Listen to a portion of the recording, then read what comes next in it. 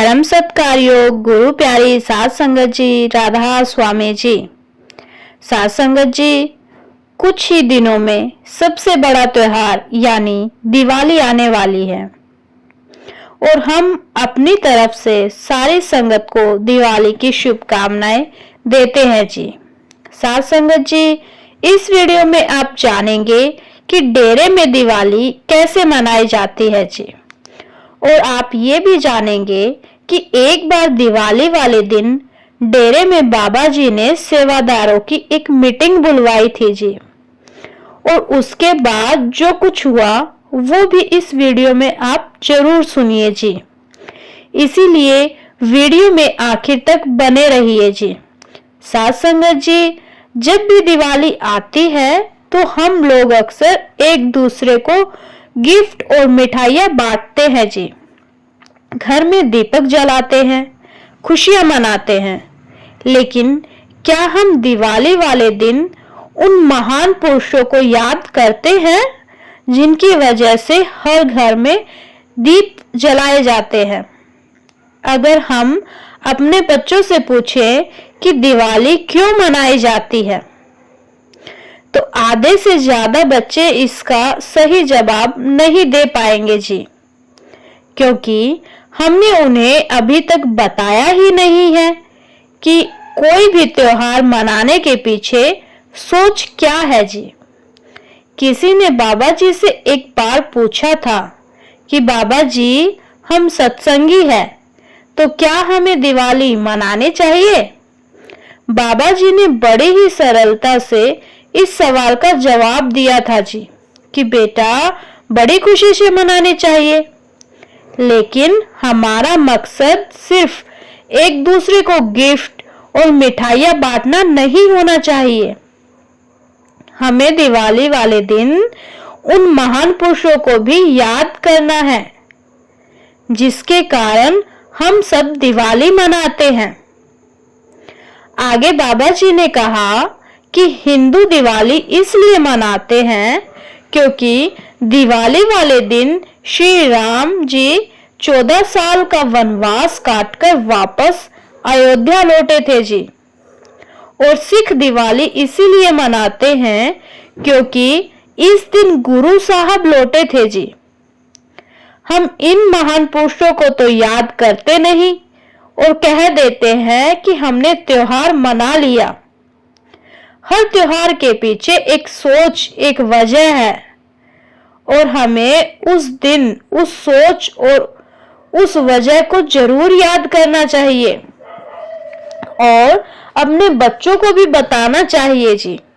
साध संगत जी, अब मैं आपको डेरे में दिवाली वाले दिन घटित एक ऐसी बात बताने जा रही हूं जिसको सुनकर आप 100% रोने लग पड़ेंगे।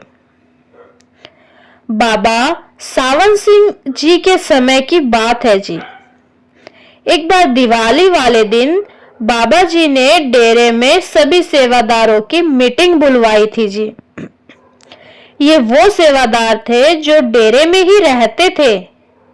बाबा जी ने सभी सेवादारों से कहा कि आज दिवाली है और आप सब अपने अपने घर जाकर अपने परिवार के साथ खुशियों को मनाओ।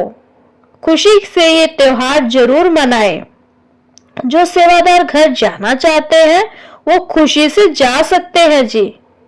तो बाबा जी की इस बात को सुनकर सभी सेवादार अपने अपने बैग पैक करने लगे और डेरे से अपने घर की तरफ निकल पड़े जी। लेकिन इन सभी सेवादारों से 2 सेवादार डेरे में ही रुक गए।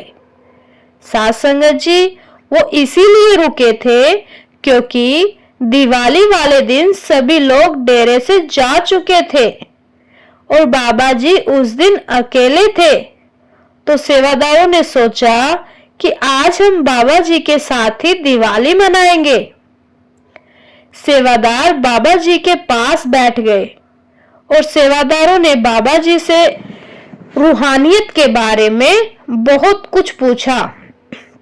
दोनों सेवादारों ने एक सवाल पर बहुत जोर दिया कि बाबा जी, हमारे अंदर प्रकाश कब प्रकट होगा? हम मेहनत बहुत करते हैं, लेकिन तब हम कामयाब नहीं हो सके। तो बाबा जी ने कहा कि बेटा, तुम लोग गिनती क्यों करने लगते हो? तुम्हारा काम है भजन सिमरन पर बैठना और मालिक का काम है तुम्हें कामयाबी देना। लेकिन हम गिनती में पड़ जाते हैं। फिर जब दोनों सेवादारों ने बाबा जी से जिद की, तो बाबा जी ने कहा कि तुम दोनों जिस अवस्था में बैठे हो, इसी अवस्था में मन को खाली करके भजन सिमरन शुरू कर दो। और बाबा जी के कहने पर दोनों सेवादार भजन सिमरन पर बैठ गए जी। और बाबा जी ने उन दोनों पर ऐसी कृपा करी, उनकी सूरत रूहानी मंडलों में पहुंच गई और उन्हें सब कुछ दिखाई दे गया। कुछ देर के बाद जब दोनों वापस अपनी अवस्था में आए, तो दोनों बहुत रोने लगे और बाबा जी का शुक्र करने लगे। दोनों कहने लगे कि बाबा जी, बाहरी दीपक और प्रकाश से तो सभी दिवाली मनाते हैं, लेकिन आपने तो आज हमारी ऐसी दिवाली मनवा दी कि हमने सब कुछ देख लिया। हमारे अंदर मालिक रूपी दीपक जल उठा। दोनों की आंखों से आंसू बह रहे थे। फिर बाबा जी ने कहा कि बेटा, सारी दुनिया बाहरी प्रकाश को देखकर खुश हो रही है। अपने अंदर के असल प्रकाश की किसी को भी चिंता नहीं है। जिस दिन अंदर का प्रकाश दिख गया, उस दिन से बाहरी प्रकाश फीका लगने लगेगा। साध संगत जी, एक पूर्ण गुरु की मौज हो जाए तो एक पल भी नहीं लगता वो सब हासिल करने में, जिसके लिए हम परमार्थ में आए हैं। लेकिन अगर बिना कड़ी मेहनत के हमें वो चीज मिल गई, तो हम संभाल नहीं पाएंगे। साध संगत जी, अभी वीडियो में बने रहिए। साध संगत जी, ये तो सारी संगत ही जान चुकी है कि बाबा जी ने अपना उत्तराधिकारी फाइनल कर दिया है, लेकिन बहुत सारी संगत के मन में सवाल उठ रहे हैं कि जो नए सतगुरु हुजूर जी और हुजूर जी में क्या समानता है। तो आज मैं आपको इसी सवाल का जवाब देने वाली हूँ। साध संगत जी, आज से 34 साल पहले का वो दिन याद करो जब बाबा जी को गद्दी पर बिठाया गया था, और उस समय सारी संगत के मन में बड़े महाराज जी बसे हुए थे। और जब संगत ने पहली बार बाबा जी को देखा, तो बाबा जी उस समय सिर्फ 37 साल के थे। बाबा जी की दाढ़ी काली थी और बाबा जी एकदम जवान थे। और आज 34 साल के बाद जब संगत ने हुजूर जी को पहली बार देखा, तो बहुत सारी संगत को 34 साल पहले का वो दिन जरूर याद आया होगा, क्योंकि जैसे 34 साल पहले बाबा जी दिखाई देते थे, लगभग वैसे ही हुजूर जी भी दिखाई देते हैं। और बहुत सारी संगत ने ये भी देखा होगा कि स्टेज पर अब 2 कुर्सियां लगाई जाती हैं, एक बाबा जी की और दूसरी हुजूर जी की। और जैसे बाबा जी स्टेज पर आते हैं और सबसे पहले गद्दी को माथा टेकते हैं, बिल्कुल ऐसे ही हुजूर जी भी अपनी गद्दी को माथा टेकते हैं। और जब कई बार बाबा जी संगत और सेवादारों को पैदल चलकर दर्शन देते हैं, और कभी-कभी बाबा जी हुजूर जी को भी ये काम सौंप देते हैं जी, कि आज वो अकेले जाकर जत्थों को दर्शन दे। और कभी-कभी बाबा जी हुजूर जी को ही ये काम सौंप देते हैं। हुजूर जी के चलने और दर्शन देने का स्टाइल बिल्कुल बाबा जी जैसा ही होता है। ऐसा महसूस होता है जैसे 34 साल पहले का समय फिर से लौट आया हो। जरा सा भी फर्क नहीं लगता। बाबा जी और हुजूर जी को एक साथ देखकर ऐसा लगता है जैसे मालिक दो अलग-अलग शरीरों में विराजमान है जी। अब साथ संगत जी बात करते हैं बाबा जी और हुजूर जी के स्वभाव की।